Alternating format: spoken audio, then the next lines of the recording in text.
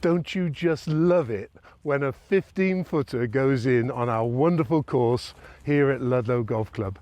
Welcome to June's edition of Ludlow Golf Club TV. We've got a bumper episode this month, 2 new features, History Corner with our legend Ernie Wilks giving an interview, and also we have got our new rules section with Mike Gardner explaining where and when and how you can drop the ball on a penalty or without a penalty.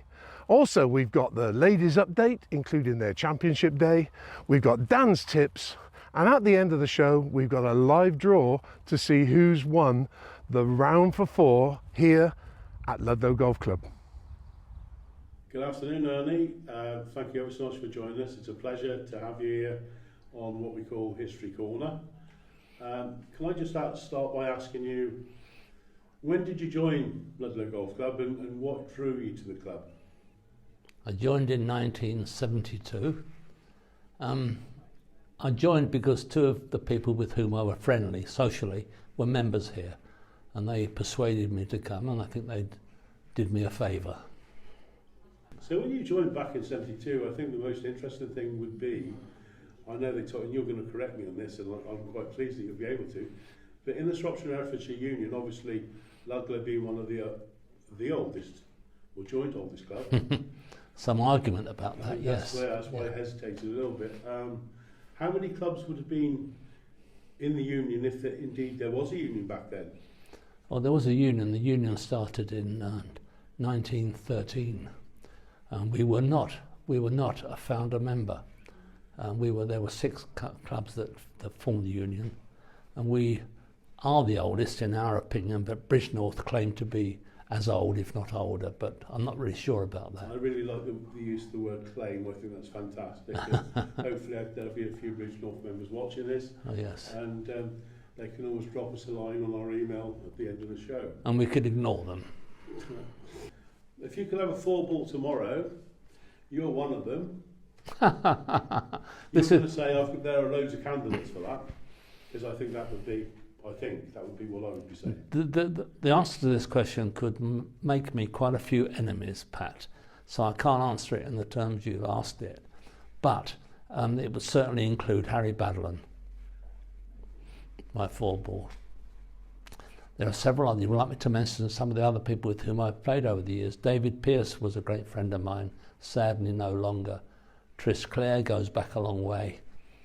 Of course, the more recent people like David Bound, Larry Spears, Mike Gardner, John Cox, they're all close friends of mine, and I'd need about a 20-ball, I think, to accommodate them all.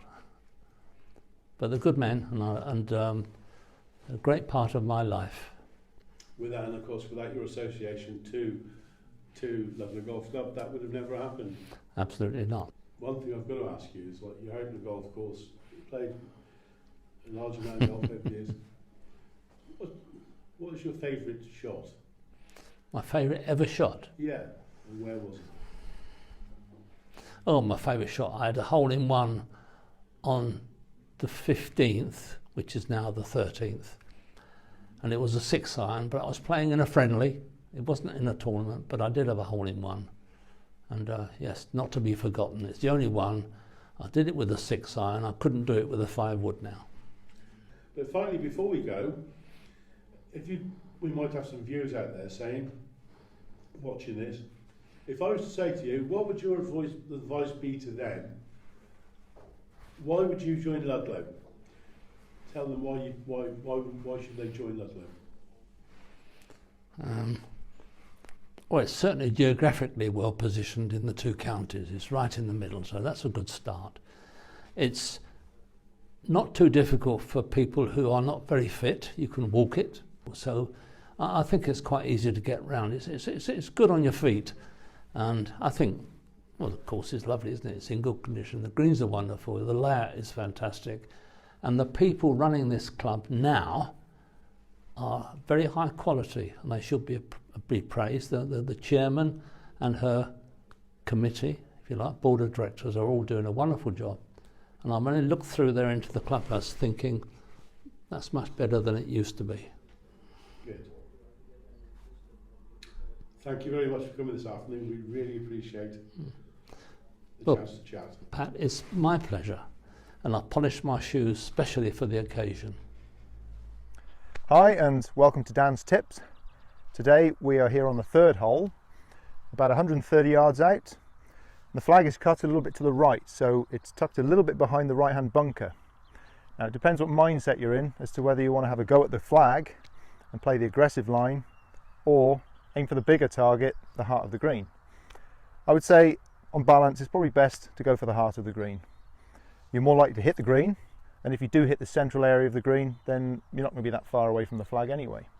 But if you do choose the aggressive line and get it wrong, then you could find yourself in the bunker, or even missing the green to the right in the rough, and out of bounds isn't too far away either. So always try and pick the bigger target, in this case to the left of the flag. Aim for the heart of the green. Let's have a go.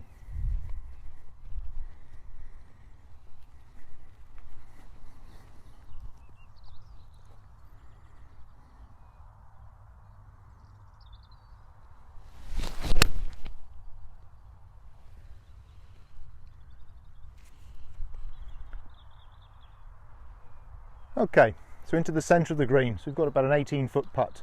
We could make it. We certainly should 2-putt at least to get a par. So hopefully you've enjoyed that tip. You can have the full length lesson anytime you want. So I'll see you again soon. Thanks for watching. Ladies and gentlemen, welcome to a new segment for Ludlow Golf Club TV. We're aiming to explain some of the more basic rules. And on this occasion, a rule that is, if not unique to Ludlow Golf Club, is one that we come across very often and you may not come across anywhere else. And it actually involves a free drop. And we are next to the rail, and it's obvious that our swing is interfered with.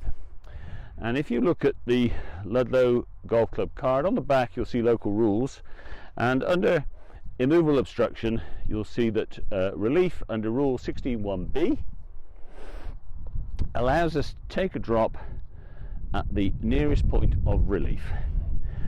With this ball here, we can see that the nearest point is probably there. So if we mark the ball, we mark our nearest point of relief, and we now get a further club length of relief, in which case, in this case, we're going to mark that out with the driver. Having marked that, we are now in a position to pick up our ball and drop it at the new knee height drop. Make sure that it is dropped within the two tee markers showing the space, and not in front of the one where the ball originally was. We are now in a position to carry on playing. The ball is in play. On this occasion, my opponent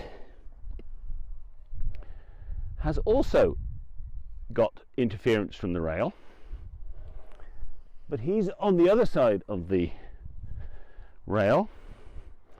So once again, if we mark where the ball is, and then we'll mark where our nearest point of relief appears to be, which is there.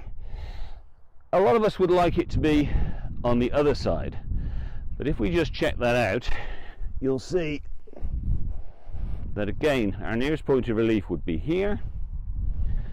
If we mark that, it is now patently obvious that if we measure that, the difference between that point there and that point there is obviously much shorter. So geographically our nearest point is here. We may now take a further club length from that point. We mark that. We can now pick up our ball, take our drop, once again knee height. The ball is back in play. Okay, as promised, here we are live on the patio at Ludlow Golf Club, ready for the live draw.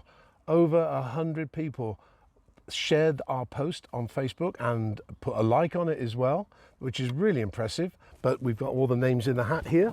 Here they go, all the names in the hat. I'm about to draw, and we'll see who we get out. We have got Mr. Mark Tonkinson. Now, it's the Mark Tonkinson I know. He's a Ludlow lad, an ex-student, and that's really good news for you, Mark. You've got a round for 4 at Ludlow Golf Club. We will be in touch with you via Facebook. And talking of Facebook, why don't you join Life at Ludlow? Our head greenkeeper, Mark Cleverly, has set up a Facebook page where he gives a daily update about the status on the course and the work that's being done. It's a brilliant, brilliant Facebook page. Right, time to hand over to Kim now and for a ladies update. So, winning Kim's Lady Captain's prize this year with 37 points. Whoa! Anna Goddard.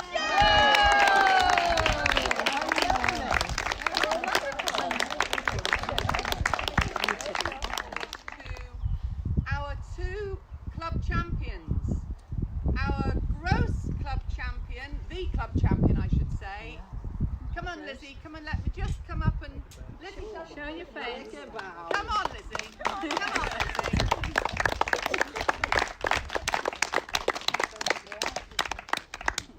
There she is. There she is. My friend Lizzie. Well done. Well done, Lizzie. And then the winner of the K Ward Cup, which is our net club champion, Astrid James. Come on.